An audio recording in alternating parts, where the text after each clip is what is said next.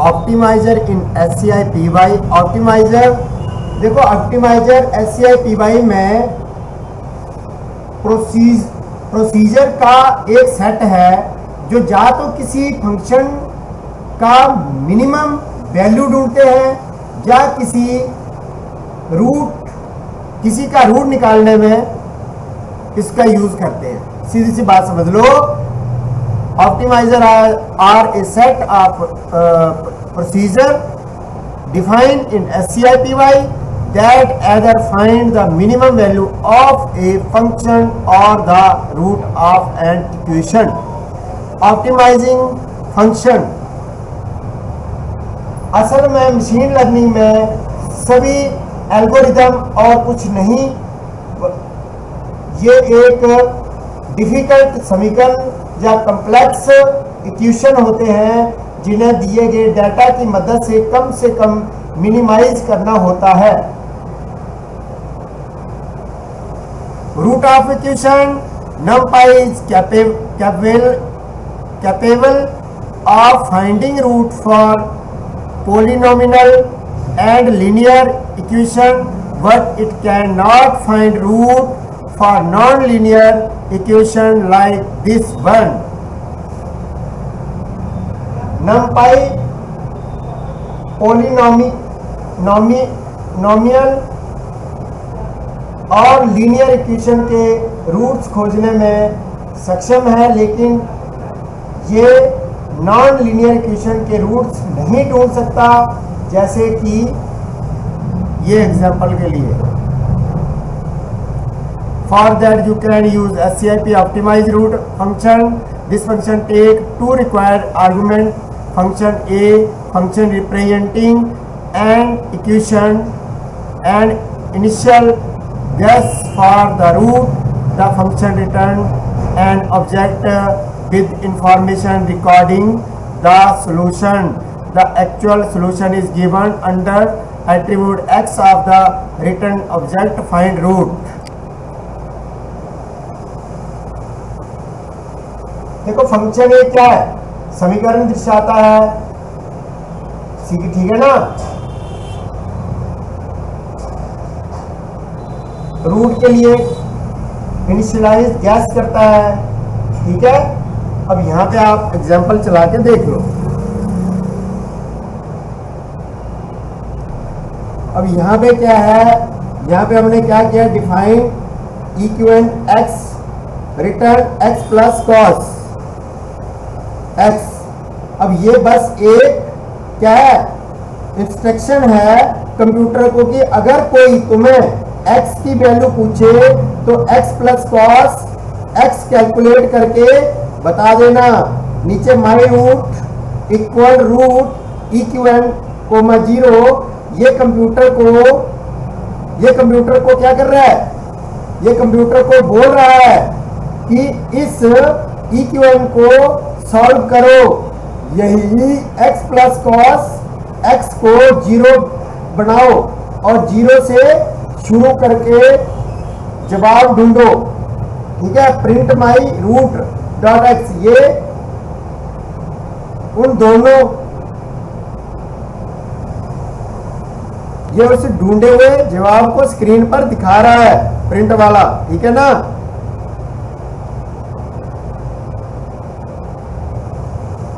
ये आंसर आ गया। ये program x plus cos x equal 0 equation को सॉल्व करके उस x की वैल्यू को ढूंढ रहा है जिसके लिए इक्वेशन का रिजल्ट 0 हो जाए, ठीक है। समझ आ गई बात।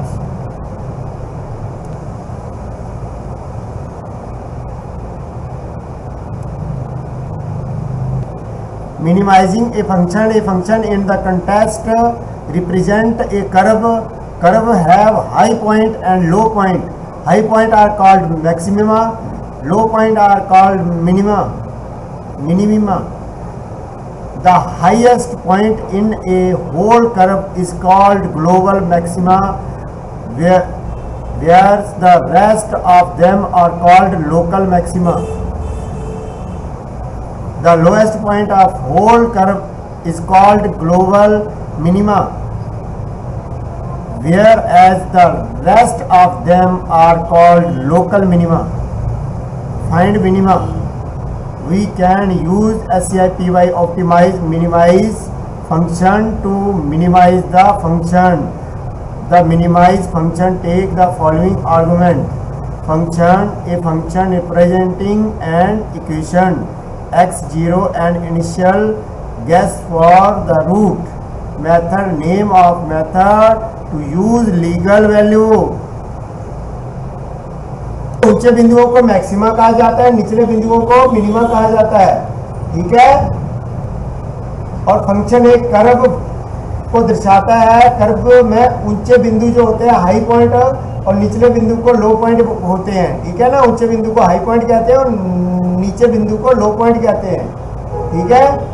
ग्लोबल मैक्सिमा कहा जाता है, ठीक है ना। कर्व में सबसे ऊंचे बिंदु को, जो सबसे ऊंचा बिंदु होता है उसको ग्लोबल मैक्सिमा कहा जाता है। बाकी ऊंचे बिंदुओं को लोकल मैक्सिमा कहा जाता है। बाकी बचे निचले बिंदुओं में लोकल मिनिमा कहा जाता है, ठीक है ना। फाइंडिंग मिनिमा, हम फंक्शन को मिनिमाइज करने के लिए SCI/PY ऑप्टिमाइज मिनिमाइज फंक्शन का यूज करते हैं, ठीक है ना। fn एक फंक्शन जो समीकरण को दर्शाता है, fn, ठीक है ना। ये वाला x0 रूट के लिए एक शुरुआती अनुमान, ठीक है।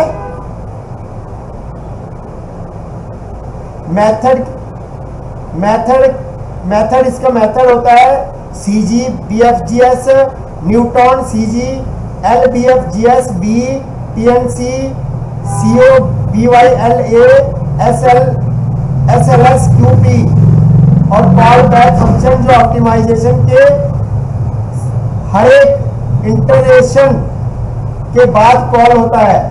ऑप्शंस, अतिरिक्त पैरामीटर को परिभाषित करने के लिए dictionary. Define extra para, DISP Boolean, विस्तृत विवरण प्रिंट करने के लिए ट्रू या फॉल्स का यूज करते हैं, ठीक है ना। गटोन नंबर, कोई mistake, tolerance of the error, ठीक है ना।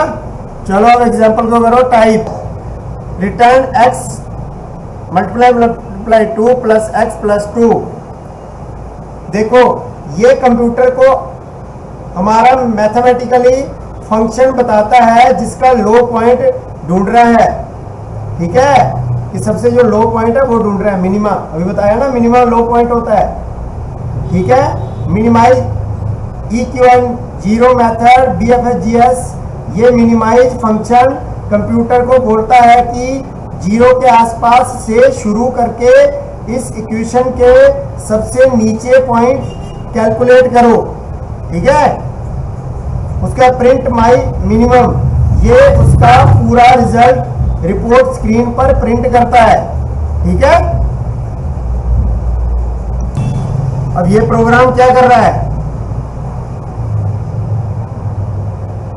x multiply 2 plus x plus 2 का मिनिमम ढूंढ रहा है, जो असली में हमारे ओरिजिनल इक्वेशन का मैक्सिमम पॉइंट है। समझ गए ना बात। How to work with sparse data. SCI/PY has a module SCI/P.Spurs that provide function to deal with sparse data. There are primarily two types of sparse matrix that we use. CSC, compressed sparse column for efficient arithmetic. First column slicing. CSR, compressed sparse row for first row slicing. Faster matrix vector product. We will use the CSR matrix in the tutorial. CSR matrix, we can create CSR matrix by passing an array into function SCI/PY.Spurs.CSR matrix. देखो SCI/PY में एक module है और SCI/P.Spurs जो स्पर्स data वह data है जिसमें ज्यादातर वैल्यू 0 होती है। ठीक है, अब इसको करने के लिए फंक्शन प्रदान करता है। ठीक है ना, मुख्य रूप से क्या होता है, दो तरह के होते हैं ये। कितने तरह के? दो तरह के होते हैं, CSC जिसको बोलते हैं कंप्रेस स्पर्स कॉलम, ठीक है, और एक होते हैं एफिशिएंट अर्थमेटिक, समझ गए? CSR कंप्रेस स्पर्स और रो स्लाइसिंग, तेज मैट्रिक्स वेक्टर प्रोडक्ट के लिए। ठीक है, समझ आ गया? चलो प्रोग्राम करो फिर। देखो इसका यूज कंप्रेस स्पर्स रो मैट्रिक्स का यूज तब किया जाता है जब हमारे पास बहुत बड़ी लिस्ट एरे हो और जिसमें ज्यादातर क्या हो, नंबर 0 हो। ठीक है, इसका लॉजिक है। ठीक है, जैसे एक दो लाइन में देखो इसका क्या लॉजिक है, सिर्फ उन नंबर को याद रखता है जो 0 नहीं है ताकि कंप्यूटर की मेमोरी बचे। अब हमारे प्रोग्राम के हिसाब से देखो यहाँ पे हमने क्या किया, 0 0 0 0 0 0, फिर उसके बाद 1 1 0 2। ठीक है, तो यहाँ पे क्या हुआ, उनकी पोजीशन कोड्स और वैल्यू दिखा रहा है। ठीक है, अब सिंपल देखो यहाँ पे क्या बताया इसने, यहाँ पे कोड्स के अंदर 5 नंबर पे क्या है, एक 1, तो वो 1 इसने वैल्यू में ले लिया। फिर 6 नंबर पे है एक, वो ले लिया। फिर 7 में कुछ भी नहीं है, देखो 0 है, क्योंकि 0 है तो 0 नहीं लेना है, तो क्या है 2 है, तो 2 ले लिया। यहाँ पे कहाँ है वो, 0 1 2 3 4 5 6 7 8, 8 नंबर पे है, तो वो बता दिया कि 8 नंबर पे 2 है। समझ आ गया प्रोग्राम? डाउट तो नहीं? वही प्रोग्राम तो है। देखो यहाँ पे ये क्या कह रहा है, the 1 item is and row 0 position 5, ठीक है, एंड 6 एंड 8। ठीक है ना, समझ आ गई बात? देखो ये वाला प्रोग्राम जो है ये एक 2D मैट्रिक्स ग्रिड में से सिर्फ नॉन जीरो नंबर की लोकेशन और वैल्यू दिखा रहा है। ठीक है ना, नॉन जीरो मतलब जीरो को नहीं लेगा। अब देखो यहाँ पे क्या है, यहाँ पे जो मैंने कहा 0 रो है, 0 TH रो सेकंड कॉलम में एक है, 0 TH रो मतलब 0 TH रो 0 1 2, तो सेकंड रो में 1 है। फिर फर्स्ट जो रो है, फर्स्ट रो में 0 0 2 नंबर में क्या है, 1 है। फिर जो थर्ड जो रो है, थर्ड रो में 0 नंबर पर 1 है। देखो ये 0 1 2, तो 0 नंबर पे 1 है।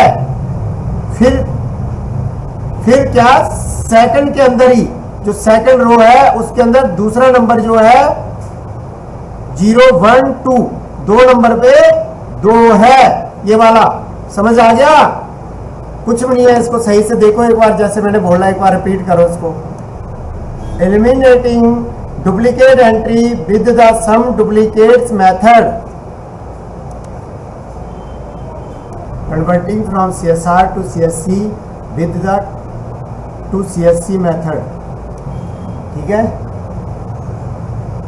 झाड़ बन डाल दो, लो एक लाइन और बढ़ जाएगी उसमें। तो ठीक है, 2 नंबर पे क्या है, जो 0 रो है उसमें 2 नंबर पे 1 है, नहीं 2 पे 1 पे है, 0 पे जाकर 1 है।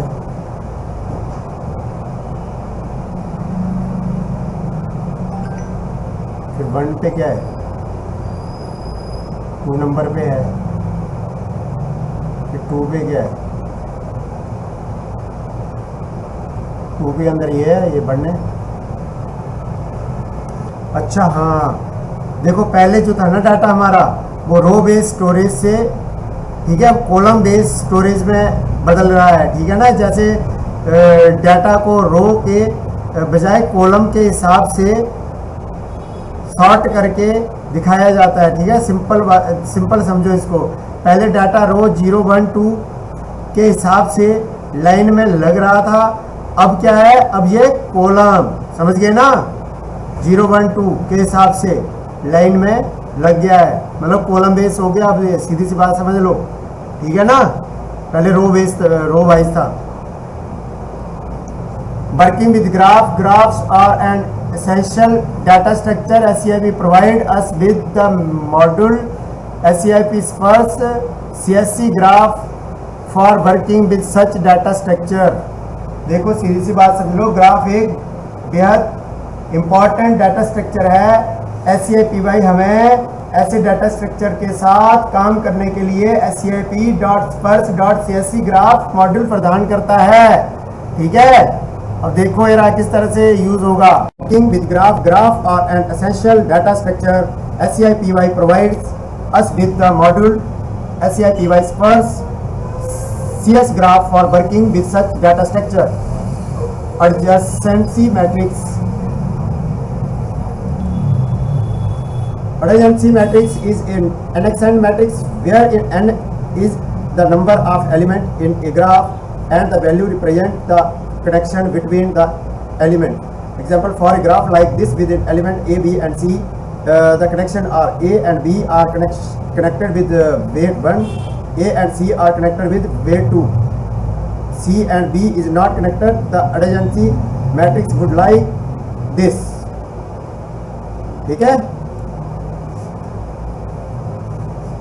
देखो ग्राफ एक बेहद महत्वपूर्ण डाटा स्ट्रक्चर है। SCIP में हमें डाटा स्ट्रक्चर के साथ काम करने के लिए SCIP ग्राफ मॉड्यूल प्रदान करता है। ठीक है, एडजेंसी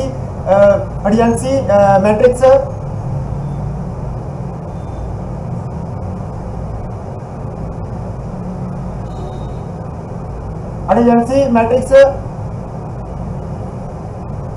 जहां ग्राफ के एलिमेंट नोड्स की संख्या है और उसके मान वैल्यू एलिमेंट के बीच में कनेक्शन एज को दर्शाते हैं। एक ग्राफ जिसमें A और B C एलिमेंट है, उनके कनेक्शन इस प्रकार हैं। A और B आपस में एक वेट के साथ जुड़े हैं, A और C आपस में 2 वेट के साथ जुड़े हैं, C और B आपस में जुड़े नहीं है। इसका एडजेंसी मैट्रिक्स ऐसा दिखेगा।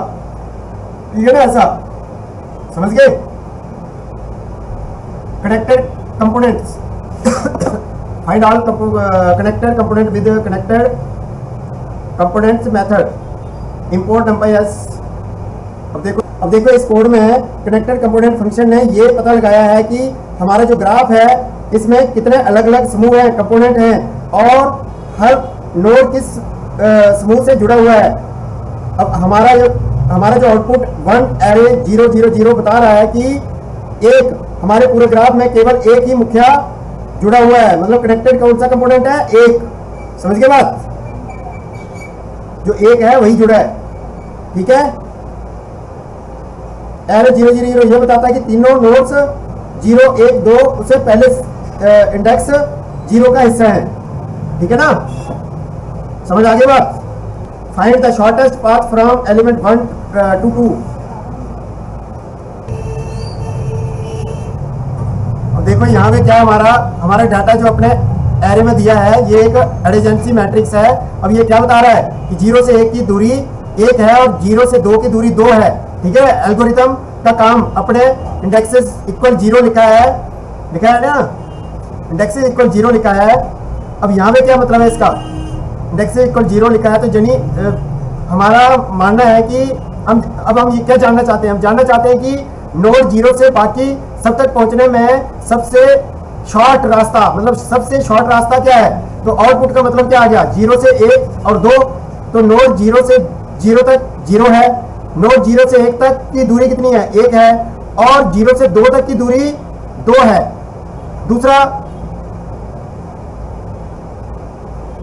दूसरा बार अभी दूसरे में क्या है, दूसरे में ये बता रहा है प्री डिसीजन, ये रास्ता बनाने के लिए पिछले स्टेप की जानकारी है जहां -999 है। ठीक है ना, ये वाला समझ गए। इसके शुरुआत स्टार्टिंग नोड 0 से है, समझ गए बात। और ये हमारे डाटा को के आधार पर नोड 0 से शुरू होकर सभी नोड्स तक पहुंचने का सबसे छोटा रास्ता कैलकुलेट कर रहा है। समझ गए बात, समझ आ गया ना। नेक्स्ट क्या है, Floyd Warshall. Use the Floyd Warshall method to find shortest path between all pairs of elements. Example, find the shortest path between all pairs of element. ये कह रहा है तमाम एलिमेंट के सभी जोड़ों ऑल पेयर्स के बीच सबसे छोटा रास्ता ढूंढने के लिए फ्लोरेड वार्शल मेथड का उपयोग कर सकते हैं।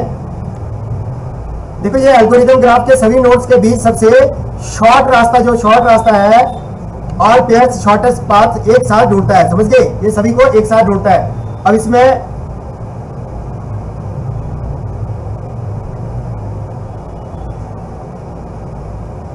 डीआईजे केएसटीआरए एक नोड के साथ सब की दूरी बताता है।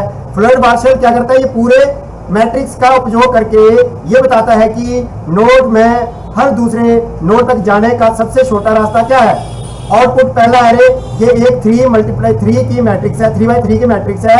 यहाँ हर वैल्यू ये बताती है कि नोड से नोड तक की कम से कम दूरी कितनी है। जैसे 0 से 1 की दूरी है ना, फिर 1 है, फिर 1 से 2 की कितनी दूरी है, फिर 3 है, फिर 1 से 3 की कितनी दूरी है। ठीक है ना। दूसरा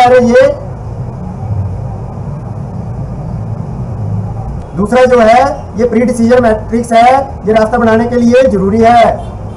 समझ गए बात। कौन सी, ये वाली। देखो ये हमें ये बता रहा है कि हमें कौन से रास्ते से होकर जाना है। इस लाइन का मतलब बस यही है कि कौन से रास्ते से होकर जाना है। फ्लोरेड वार्शल का मतलब है ये सबसे छोटा रास्ता ढूंढेगा और ये बताएगा कि कौन से रास्ते से जाना है। समझ गए, सीधी सी बात समझ लो। Bellman-Ford, the Bellman-Ford method can also find the shortest path between all pairs of elements, but this method can handle negative weight as well. देखो Bellman-Ford मेथड भी एलिमेंट के सभी जोड़ों के बीच सबसे छोटा रास्ता ढूंढ सकता है, लेकिन ये मेथड नेगेटिव वेट को भी संभाल सकता है। समझ गए बात, ठीक है ना। क्या कर सकता है, ये नेगेटिव वेट को भी संभाल सकता है, ठीक है ना। और इसके अंदर देखो नेगेटिव दिया है तो नेगेटिव को भी इसने ले लिया। देखो ये प्रोग्राम में क्या है, इसमें बेलमैन-फोर्ड एल्गोरिथम है, ये भी सबसे छोटा रास्ता ढूंढता है, ठीक है। लेकिन इसकी खासियत यह है कि नेगेटिव वैल्यू को भी के साथ भी काम कर सकता है। अब जैसे माइनस का देखो यहाँ पे -1 का मतलब यह है कि एरे में 0 से भी छोटी वैल्यू है, एक -1 और एक 2 दिया है। इसका मतलब है कि नोड 0 से 1 तक जाने की दूरी या कॉस्ट -1 है। इसे आप मुनाफा या कम होती हुई दूरी की तरह समझ सकते हैं, ठीक है ना। बेलमैन-फोर्ड का काम ये एल्गोरिथम ग्राफ में ये चेक करता है कि कहीं कोई रास्ता इतना छोटा है कि माइनस में जा रहा है, ठीक है ना। समझ गए। एरे 0 -1 2 ये दिखा रहा है कि नोड 0 से 0 की दूरी 0 है और 0 से 1 की दूरी -1 है और 0 से 2 की दूरी 2 है। क्यों 2 है?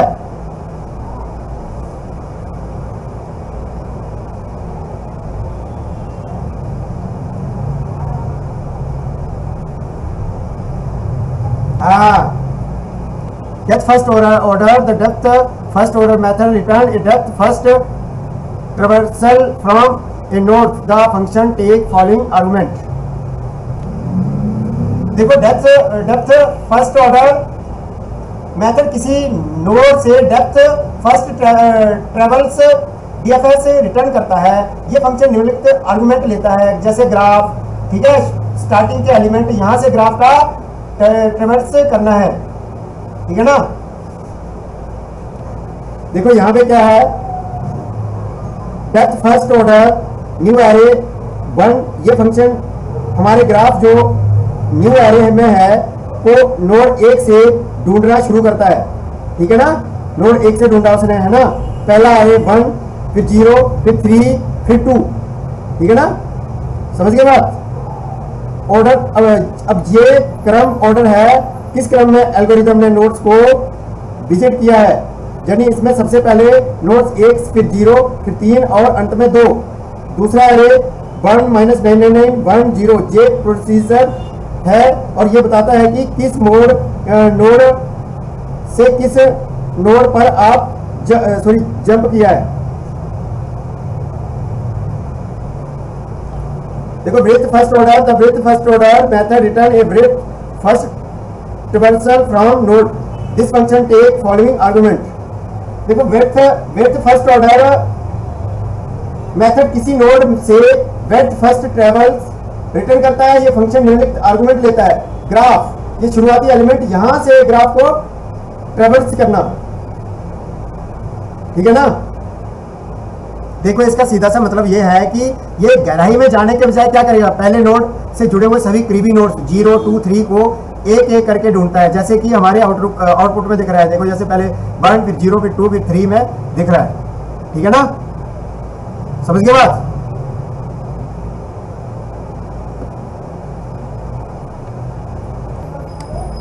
Working with structural data. Structural data refer to data that represent in geometric spaces. Example, point on coordinate system. We deal with spatial data problem on many tasks, finding if point inside boundary or not.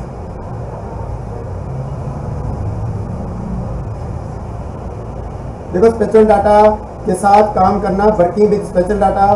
Special data का मतलब है उस data से है जो एक geometric space में दर्शाया जाता है, जैसे कि कोऑर्डिनेट सिस्टम पर बिंदु पॉइंट। हम कई कार्यों में स्पेशल डाटा से जुड़ी समस्याओं को हल कर सकते हैं, जैसे कि पता लगाना कि कोई बिंदु किसी सीमा या बाउंड्री के अंदर है या नहीं, ठीक है, बात समझ आई।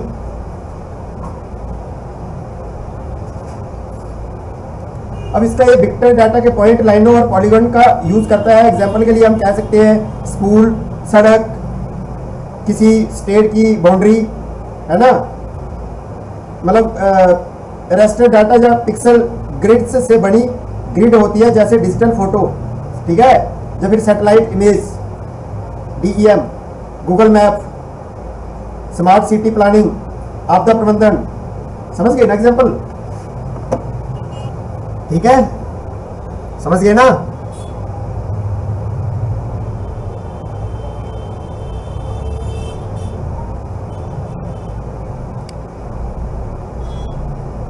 होता है ना मैप वगैरह में इमेज इस तरह से, देखो ऐसे करते हैं ना। मानो स्कूल है, इतने एरिया में स्कूल है, यहाँ पे किसी स्टेट की बाउंड्री है ना, इस तरह से काम करता है। समझ आ गया। A convex hull is the smallest polygon that converts all of the given points. Use the convex hull method to create convex hull. देखो ये convex hull का सबसे छोटा पॉलीगन होता है जो दिए गए सभी बिंदुओं को कवर कर लेता है। convex hull बनाने के लिए convex hull मेथड का उपयोग कर सकते हैं, ठीक है, जैसे यहाँ पे हमने किया भी हुआ है, ठीक है। हल convex hull point hull plot dot scatter point 0.1 for simple x in hull point, plt dot plot point simple x 0 point simple x। अब ये देखो इस तरह से, ये ठीक है ना। इसका मतलब सीधा समझ लो कि सभी पॉइंट को चारों ओर से खींची गई सभी छोटी बाउंड्री सीमा जो एक रबर बैंड की तरह उन सबको कवर कर लेती है, रबर बैंड की तरह, ठीक है ना, समझ गए बात। देखो केडी ट्री का मतलब है सबसे जो पास वाले बिंदु है ना, तेजी से ढूंढने के लिए नियरेस्ट नेबर क्वेरीज के लिए केडी ट्री का यूज किया जाता है। सिटी ब्लॉक डिस्टेंस, ये दूरी की गति को 4 डिग्री ऑफ मूवमेंट का उपयोग करके मापी जाती है, यानी हम केवल ऊपर नीचे दाएं या बाएं जा सकते हैं, तिरछे डायगोनली नहीं, मतलब ऐसे ऐसे ऐसे ऐसे जा सकते हैं, लेकिन ऐसे ऐसे नहीं, ठीक है ना। नहीं, कोजिन जो होता है खाली ए और बी के कोजिन एंगल का मान होता है, ए और बी खाली दो का, तो पता ही होगा कोजिन को। Hamming distance is the proportion of bits where two bits are different. It's way to measure distance for binary sequence. देखो इसका मतलब ये उन बिट्स का अनुपात प्रोपोर्शन है जहां दो बिट्स अलग अलग होते हैं। ये बाइनरी सीक्वेंस के लिए दूरी मापने का एक तरीका होता है, ठीक है, ठीक है ना। Working with matplotlib array, we know that NumPy provides us with method to persist that data is readable format for Python, but SCIP provide us with interoperability with matplot as well. SCIP provide us with the module SCIPy, which has function for working with mat library array. देखो ये तो हम जानते हैं सभी कि Python में persist format में, ठीक है ना, persist फॉर्मेट में डाटा को सेव करने के तरीके देता है, लेकिन SCIPy में हमें मैट लाइब्रेरी के साथ काम करने की सुविधा इंटरऑपरेबिलिटी भी देता है। SCIPy हमें SCIPy IO मॉड्यूल प्रदान करता है जिसमें मैट प्लॉट एरे के साथ काम करने के लिए फंक्शन होते हैं, ठीक है। मैट प्लॉट अभी आपका होगा बेटा, ठीक है ना, मैट प्लॉट, ठीक है, मैट फाइल प्लेटफॉर्म, समझ गए, ठीक है। np.array export.save format array mat vector array my data, समझ आ गया? आ भी गए, खाली मुंह हिला रहे हो, थक गए हो बैठे बैठे। देखो इसका मतलब है फाइल नेम डाटा को सेव करने का नाम, MDICT डाटा वाली एक डिक्शनरी, डू कंप्रेशन एक बुलियन मान, ट्रू फॉल्स ये निर्दिष्ट करता है कि परिणाम को कंप्रेस करना है या नहीं, ठीक है ना। फ्रॉम SCIPy इंपोर्ट, देखो लोड मैट का मतलब फंक्शन हमें मतलब फाइल में डाटा इंपोर्ट करने की अनुमति देता है, ठीक है ना।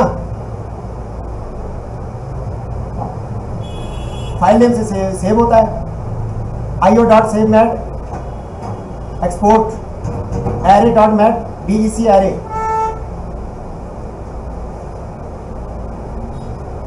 ठीक है ना, समझ आ गया। What is interpolation? Interpolation is a method for generating point between given point. For example, for point 1 and 2, we may interpol and find point 1.33 and 1.66. Interpolation has many uses.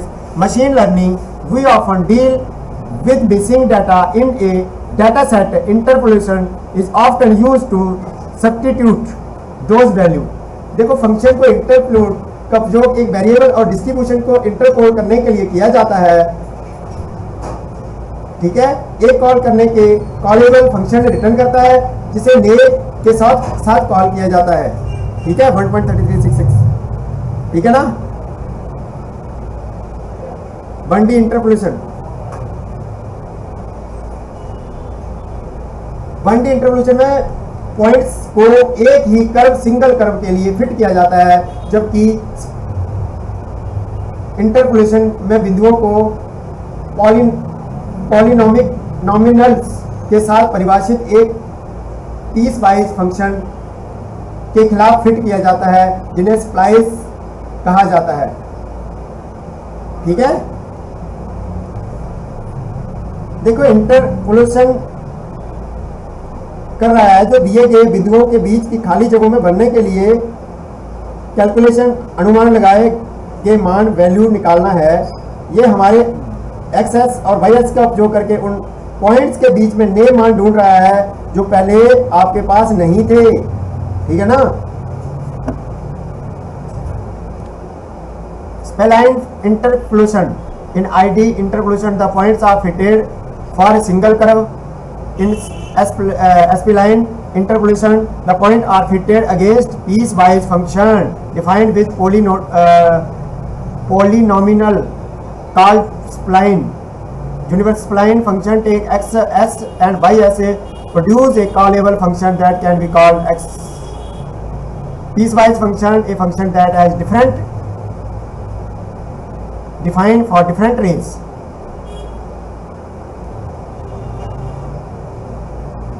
ठीक है जी। Radial basis function is a function that defines corresponding to a fixed reference point. The RBF function also takes x as and y as is argument that produce a callable function that can be called with new x s. देखो RBF function भी x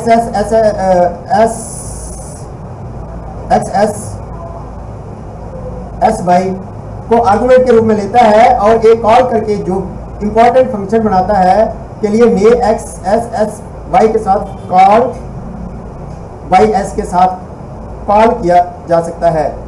radial basis function तो वो था ना, एक ऐसा function जो एक निश्चित संदर्भ fix point, fix reference point के लिए परिभाषित किया जाता है।